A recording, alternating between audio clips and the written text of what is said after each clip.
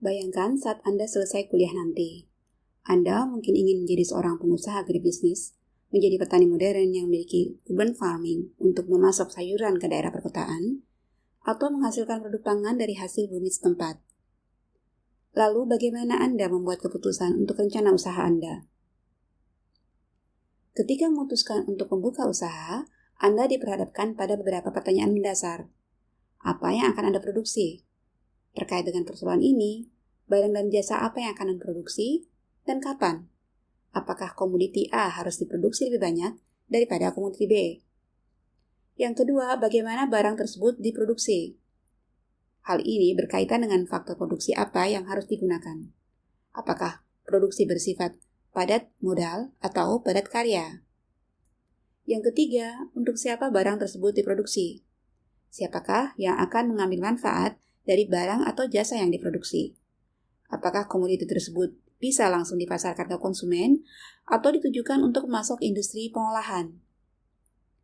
Ketiga pertanyaan tersebut merupakan persoalan inti ekonomi yang disebabkan karena adanya ketidakseimbangan antara kebutuhan yang tidak terbatas, sedangkan sumber daya yang digunakan untuk memenuhi kebutuhan tersebut terbatas.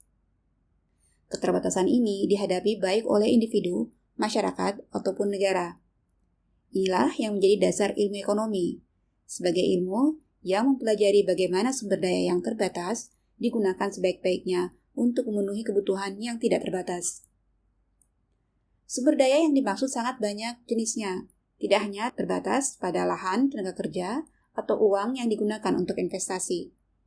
Dipandang dari sudut ilmu ekonomi, ketika Anda memutuskan untuk menyimak materi ini daripada mengerjakan hal yang lain, Anda telah membuat pilihan menggunakan waktu Anda yang terbatas untuk sesuatu yang Anda nilai mendatangkan manfaat untuk saat ini.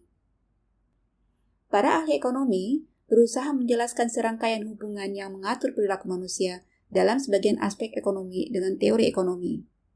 Teori ekonomi juga dapat diartikan sebagai dugaan atau hipotesa yang dapat diuji melalui pengamatan apakah teori tersebut konsisten dengan perilaku yang diamati.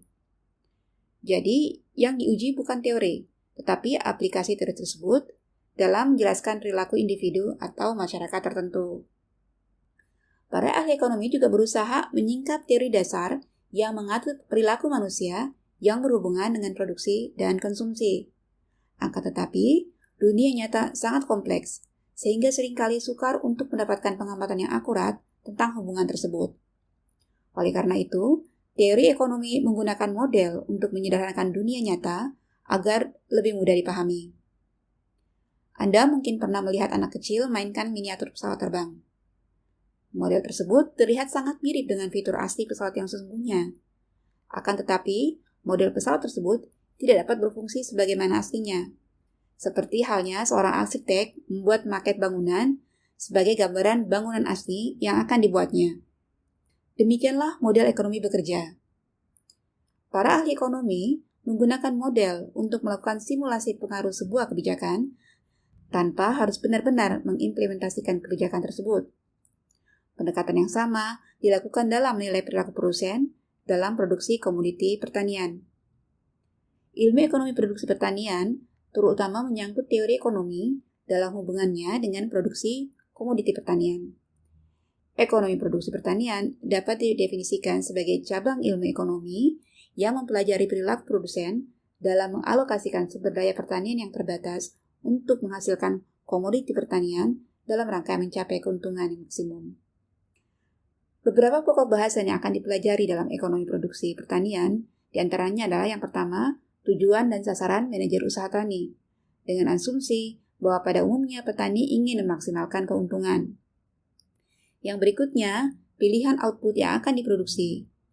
Karena keterbatasan faktor-faktor produksi, manajer usaha tani harus memilih apa yang akan diproduksi dan berapa banyak.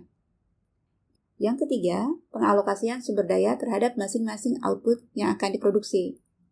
Setelah mengetahui komoditi yang akan diproduksi, petani harus menentukan bagaimana input dialokasikan untuk masing-masing komoditi yang ingin diproduksi.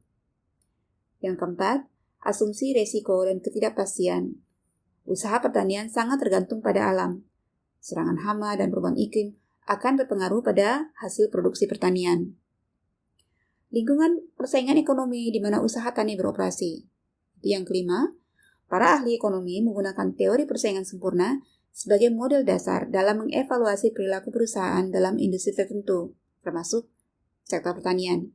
Kita tahu karakteristik pasar persaingan sempurna di mana banyak penjual dan pembeli, kemudian barang bersifat homogen, dan tidak ada hambatan masuk atau keluar dari pasar dan seterusnya. Meskipun asumsi persaingan sempurna mengandung kelemahan, akan tetapi model persaingan sempurna dinilai paling dekat mewakili usaha pertanian dibandingkan dengan model persaingan ekonomi yang lain. Model persaingan sempurna fundamental bagi ekonomi produksi pertanian. Asumsi model persaingan sempurna merupakan teori atau model dasar bagi mikroekonomi yang digunakan untuk mengevaluasi perilaku perusahaan yang bergerak di bidang produksi pertanian. Dalam teori ekonomi produksi, ada 3 jenis hubungan antara input dan output yang akan kita pelajari yang berhubungan dengan upaya produsen untuk memaksimalkan keuntungan. Yang pertama adalah hubungan teknis antara input dan output, di mana tingkat penggunaan input tertentu akan menghasilkan level output tertentu. Yang kedua, hubungan antara input-input, yakni kombinasi input yang menghasilkan level output dengan biaya minimal. Yang ketiga adalah hubungan output-output, di mana berbagai jenis input digunakan untuk memproduksi berbagai jenis output. Kita akan membahas materi tersebut pada pertemuan berikutnya.